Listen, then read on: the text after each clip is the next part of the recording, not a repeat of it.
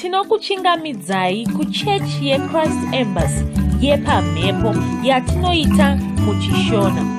Iko zvino hapachina chikonzero chokupedza svondo rose usina kupinda chechi, nokuti painopindwa unenge usipo, kuda wakanga uri kubasa pakaenda vamwe kuchechi, kuda wakanga uri parwendo, kuda chechi yeChrist Embassy haisati yakuwanikwa kwaunogara, kana kuti unofarira hako kudzidza shoko raMwari nechishona. Ino ndiyo yave chechi yako. Chipinda tinamati.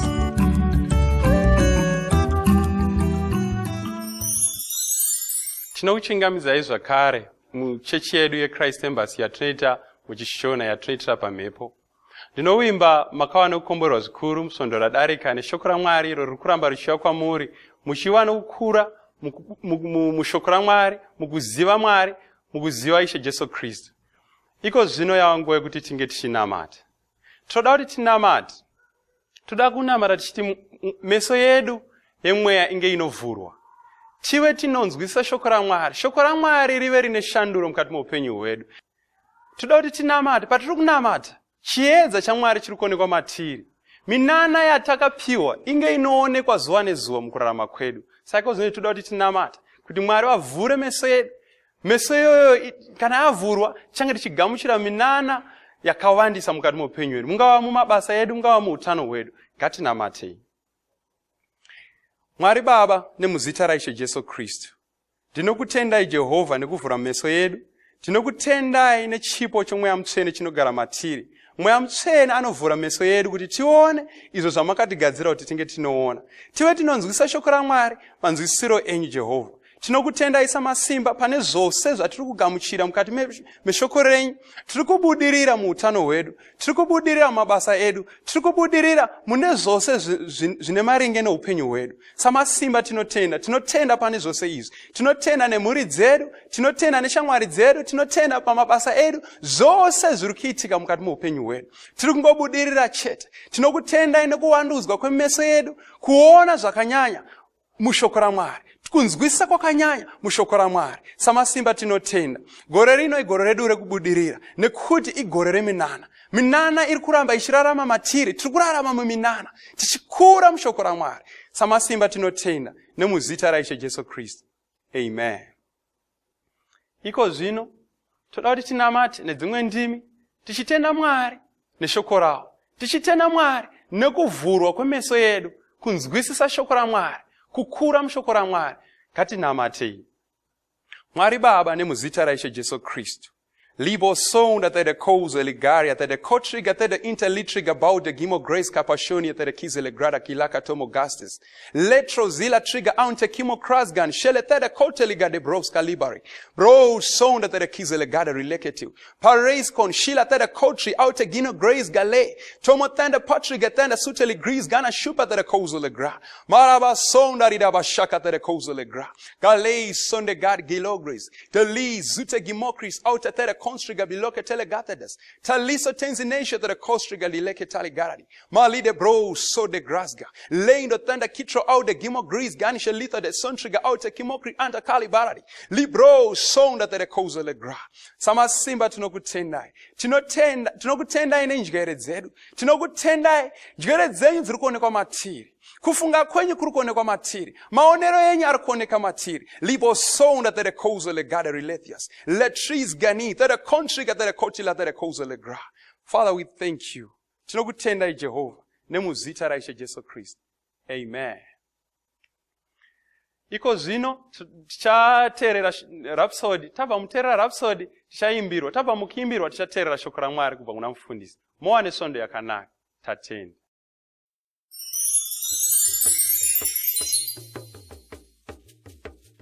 Chidzidzo chedu cherhapsody chanhasi chatinopiwa namufundisi Kristo Yakilome. Musoro wenyaya unoti, wakasarudzwa kuti uzive shoko raMwari. 2 Timotheo 3:15 inoti, kuti kubvira paucheche hwako wakaziva magwaro matsvene anogona kukupa uchenjeri hunoisa kukuponeswa nokutenda kuri muna Kristu Jesu. Sauro akambosangana naIshe. Akanga ari kuenda kuDhamasiko. Mushure mazvo Mwari vakatuma Ananiasi kwaari. Ananiasi akanga akazvipira kumurayiro waMozisi. Akatumwa nemashoko aiti, Mwari wamadzibaba edu wakakusanangura kuti uzive kuda kwake nokumuona iye wakarurama nokunzwa inzwi rinobva mumuromo make. Tinoverenga mashoko aya muna Mabasa 22:14. Sauro uyu ndiye akazova Pauro. Haachipo nhasi, avapo ndiwe. Zvino shoko raMwari hariperi nenguva, harigoni kusara risina warakananga. Izvi ndizvo zvakataurwa naJesu. Tinoverenga mashoko avo muna Mateo 24:35.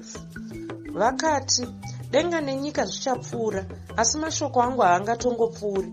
Saka shoko iri rava rako iwe. Pamusoro pazvo, Mwari ndibaba vemweya. Saka vanotaura kumweya yevanhu. Mweya yevanhu haifi, inoramba iripo. Mashoko aMwari ari paviri. Mamwe anenge achitiratidza mashandiro avo, mamwe anenge akananga munhu mumwe chete. Saka unofanira kuvanzwisisa nguva dzose. Mwari vakanga vari kutaura kuna Sauro. Sauro akanga asarudzwa. Mwari vaida kuti azive kuda kwavo, vaida kuti azive shoko ravo. Iwe wakasarudzwawo. Mwari vanoda kuti uzive kuda kwavo. Izvi zvakasiyana nekusarudzwa kuita rimwe basa.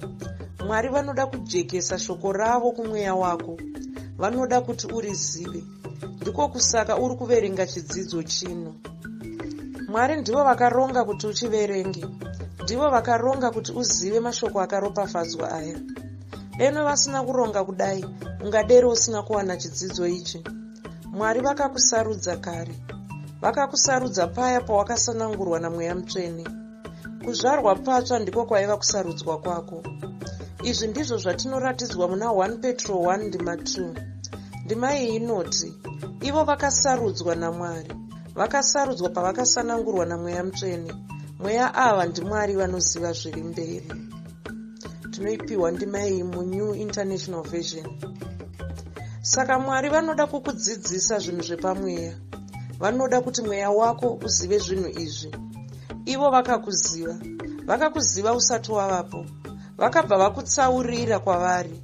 Vakaita izvi kuti vakuratidze zvavanoda. Ndiko kusaka zvisingagoni kuti uvhiringike muupenyu. Ndiko kusaka mweya wako uchigona kuziva Mwari. Ivo vakazadza mweya wako nechiedza. Ichi chiedza cheshoko raMwari. Ndicho chinoita kuti uzive zvavanoda. Ndicho chinoita kuti ugone kurarama upenyu hwavakakurongera. Namata mumashure mangu uchiti, Baba vandinoda, ndinokutendai. Makandisarudza. Makaita izvi kuti ndizive zvamunoda. Midzi yangu yakadzika mushoko renyu. Saka ndinobereka zvibereko zvekururama. Nokudaro, ndinokupai mbiri. Shoko renyu rinovhenekera nzira yangu. Muupenyu hwangu hamuna rima. Mava neupenyu. Mava nerugare. Mava nekubudirira. Saka hazvichagoni kuti ndigumburwe. Hazvichagoni kuti ndivhiringike. Muzita raJesu. Amen. Dzimwe ndima dzinotsigira chidzidzo chanhasi ndedzinoti 2 Timoteo 3:5 naRuka 8:10. Tatenda.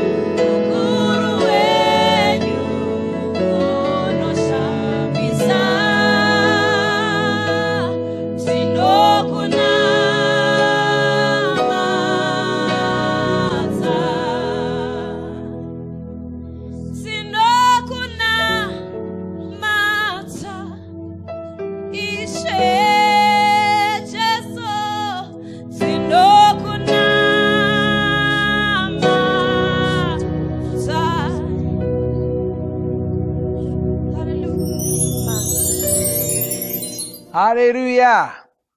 Ndoda kuchingamizai zvekare kumunamato wedu weChrist Embassy watinoita pamhepo muchishona. Haleluya. Togara tichikurangaridzai kuti muchipinda minamato iyi usangopfuura uchingopinda uchidaro aiwa, asi chitotora Christ Embassy ndo chechi yako. Minamato iyi ndo minamato yavo kutopinda. Haleluya. Saka zvinhu zvatinoita pachechi yepamhepo ipapapa, tinoda kuti uchitobatana nesu. Tinoda kuti ubatane nesu pazvidzidzo zvekuvamba zvatinoita. Kuna vamwe vakatanga zvidzidzo izvi, vamwe vakapedza gore rapera, vamwe havasati vapedza. Gore rino 2018 takati gore reminana, ndo zvatakaziviswa namufudzi Chris. Chironga kupedza. Usamirira kuti gore rona unopera ndopo manyira kuda kupedzisa. Pedza. Muna kukadzimo mumu, kurume, pedza. Zvakanaka zvikadii izvozvo. Womirira zvimwe zvinenge zviripo, nokuti zviripo zvimwe zvirongwa zvatoda kuita. Asi kana musati mapedza zvidzidzo zvokuvamba izvi, zvinenge zvichinetsa kuti titange zvimwe zvirongwa nemi. Saka tinoda kuti muite mupedze, tifambire mberi. Ndokukura kwekuchita chikristu chako, ndokukura kwekuchita rutendo rwako. Shoko raMwari rinenge riri kuwanda mukati muupenyu hwako. Ndo zvatinokurudzirwa neBhaibheri, kwaye shoko raKristu ngarizare mukati menyu, riwande, ngarigare imomo rakawanda. Ndo nzira dzokuwanza shoko raMwari mauri. Saka zvidzidzo zvekuvamba, minamato yatinoita iyi nezvimwe zvakawanda zvatinoita, urongwa, mazano okuti shoko raMwari ripinde mauri, rizare. Ukasava neurongwa hwakadaro namazano akadaro, hapana zvinofamba. Shoko raMwari harizopindi mauri. Haleluya.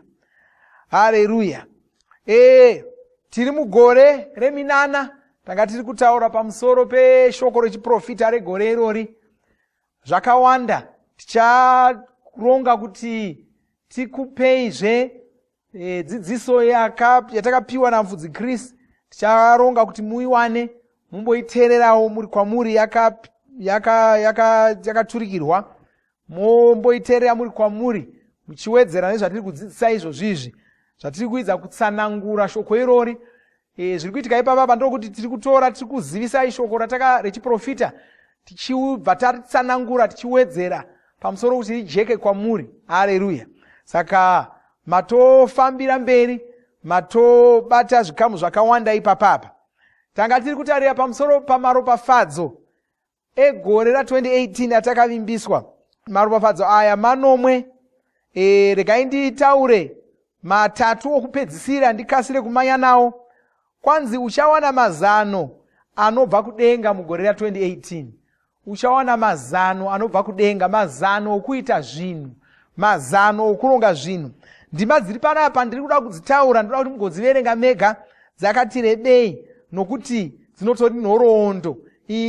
Nhoroondo dzakati rebei, saka kuti dziverenge dzese ipapapo dzakati rebei. Mazano anobva kuna Mwari. Pamwe patinoona mazano anobva kuna Mwari ndepana Josefa ari muIgipita. Josefa akatorwa kujeri naFarao.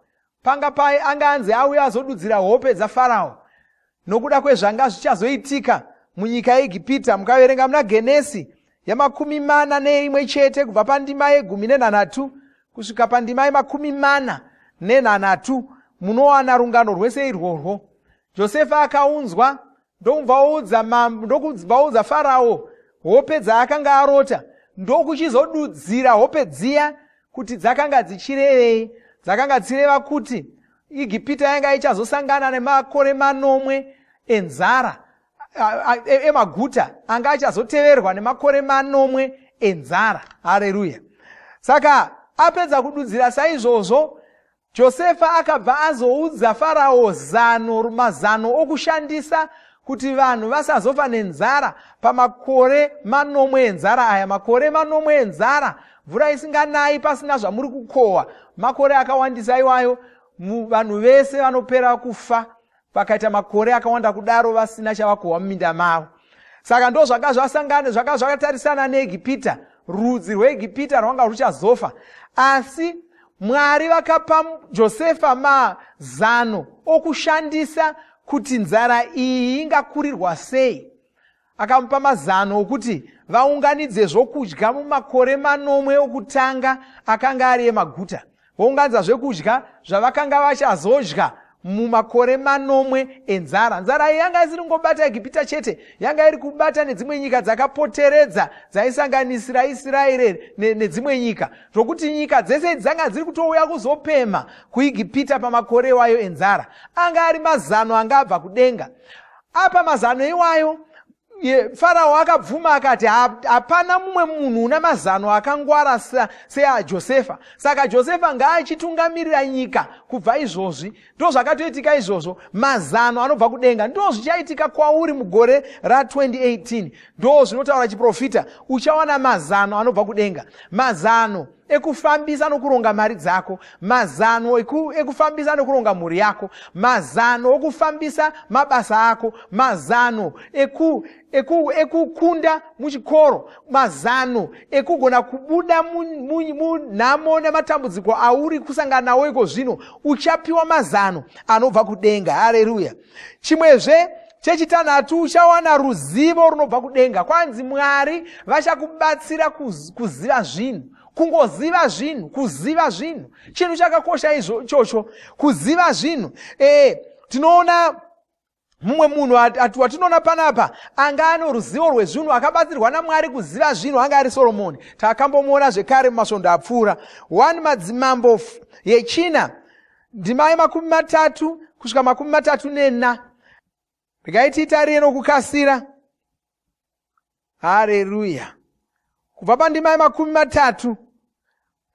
Kwanzi kungwara kwaSoromoni kwakapfuura kungwara kwevana vamabvazuva nekungwara kwose kwavaIgipita, nokuti wakapfuura vanhu vose nokungwara. Wakakunda Itani muEzirani naHemani naKarikori naDharidha vana vaMahori. Mukurumbira wake ukasvika kundudzi dzose dzakanga dzakavapoterera. Wakataurawo shumo dzine zviuru 3, uye nziyo dzake dzakasvika chiuru 1.5.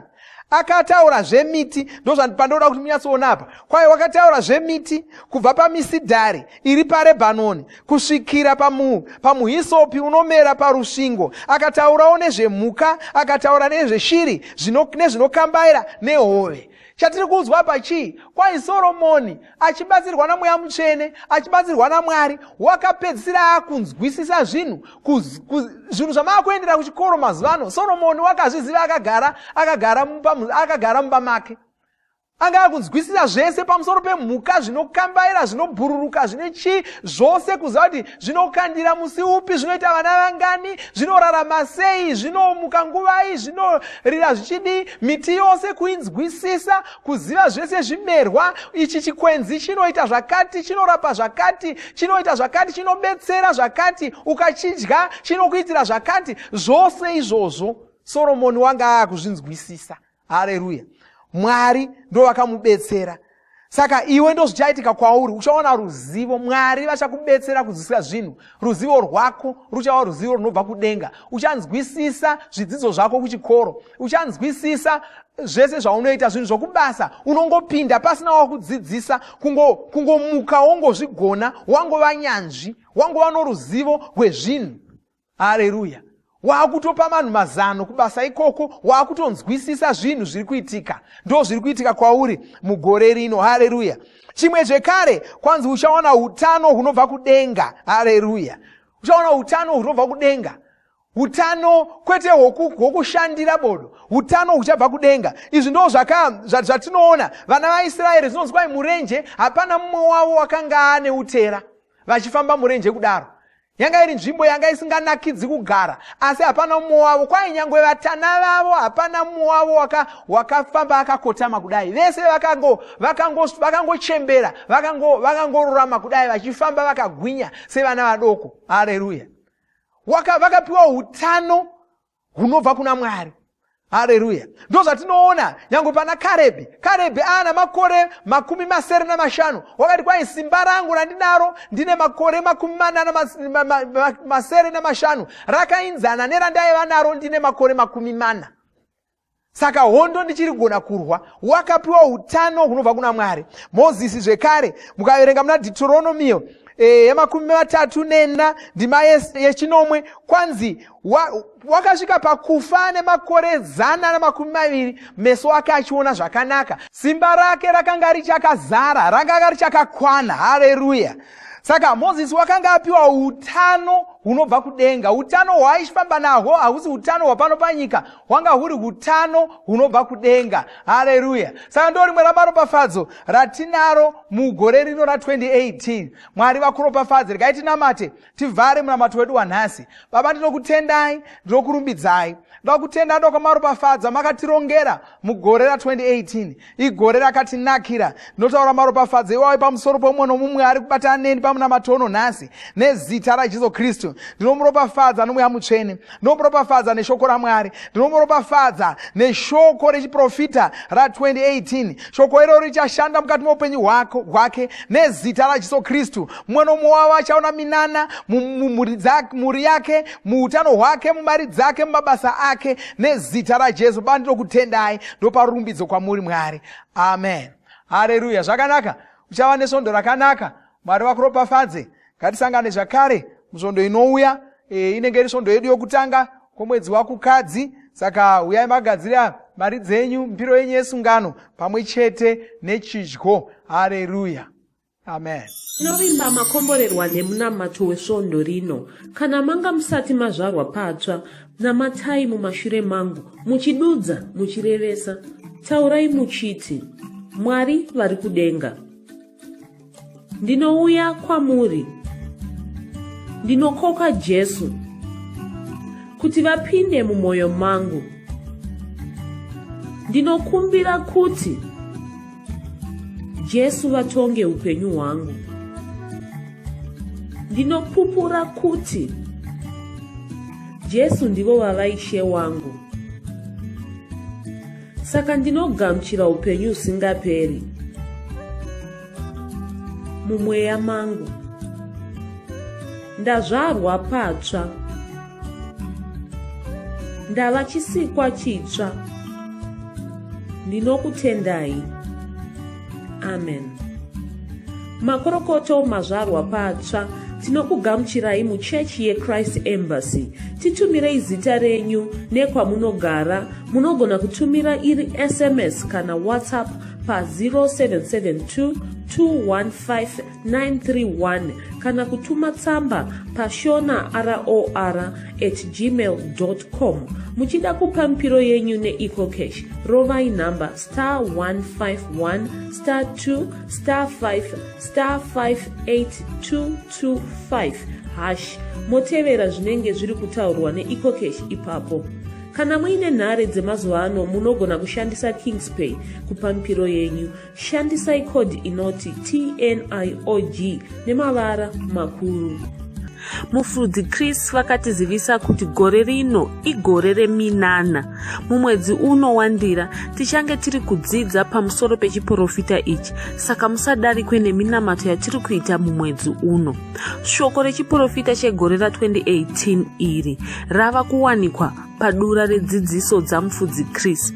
Dura iri rinozikanwa nezita rekuti Pastor Chris Digital Library. Rinowanikwa pa internet pa pcdl.co.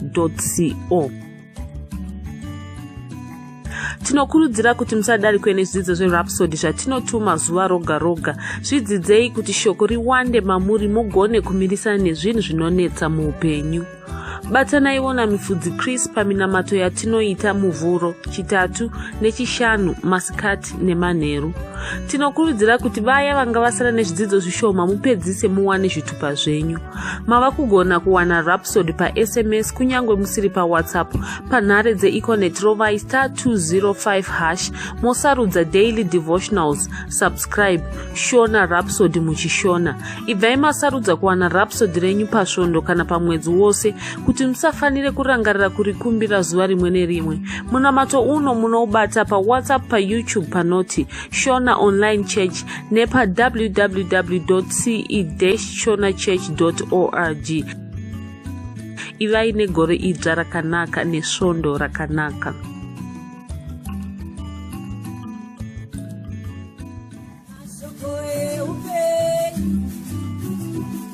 Oh, yeah,